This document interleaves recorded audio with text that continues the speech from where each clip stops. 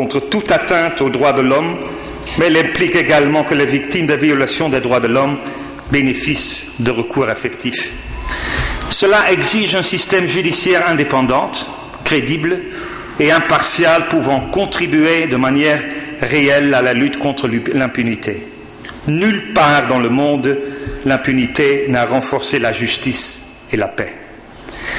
L'opération des Nations Unies en Côte d'Ivoire, ONUCI, que j'ai l'honneur de diriger, est bien consciente du chemin parcouru dans ce pays, mais aussi les nombreux défis à relever dans les opérations de paix.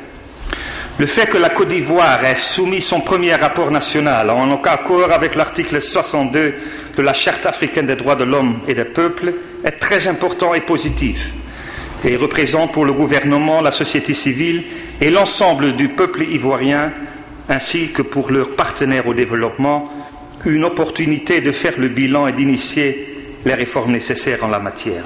Et je sais compter sur vous, honorable commissaire, et je vous ai déjà rencontré ce matin pour formuler des recommandations judicieuses qui guideront notre action d'accompagnement et les avancées grandes de ce beau pays. Dans le contexte post-conflit que connaît la Côte d'Ivoire, la sécurité des biens et des personnes, la réconciliation et en définitive la croissance économique sont des chantiers importants. Les programmes gouvernementaux sont définis dans le but de promouvoir une rigoureuse réforme du secteur de la sécurité où les porteurs d'armes seront au service des citoyens et réussir la nécessaire dialogue au sein de la classe politique pour créer une dynamique pacifique propice au développement économique. Le gouvernement ivoirien et beaucoup des acteurs ivoiriens ont mis en place des mécanismes cruciaux de justice transitionnelle qui regroupent à la fois des mécanismes judiciaires, notamment la cellule d'enquête spéciale et des structures non judiciaires, notamment la commission dialogue, vérité et réconciliation et la commission nationale d'enquête. Et moi, je suis convaincu que dans l'intérêt de la paix et de la réconciliation, ces mécanismes sollicités par le peuple ivoirien pour se relever seront conduits dans la transparence, l'impartialité et avec la fermeté nécessaire pour que l'essentiel soit sauvegardé.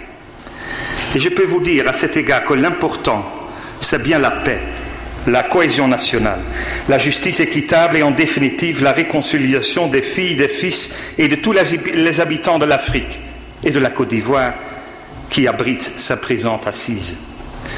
Sans la paix et la sécurité, les droits de l'homme restent fragilisés. L'inverse est vrai aussi. Sans respect des droits de l'homme, il n'y a ni paix ni sécurité. Les Nations Unies continueront d'accompagner les États africains, la Côte d'Ivoire, les acteurs présents ici, y compris la société civile, dans l'action de consolidation de la paix et de la sécurité et l'instauration d'une culture des droits de l'homme pour un développement durable dans le pays.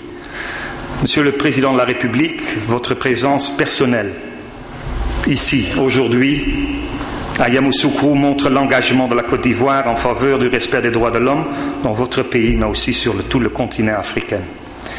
Je voudrais à présent, en mon propre nom et au nom du Haut-Commissaire aux droits de l'homme, souhaiter un joyeux anniversaire à la Commission africaine des droits de l'homme et des peuples et plein succès dans vos travaux.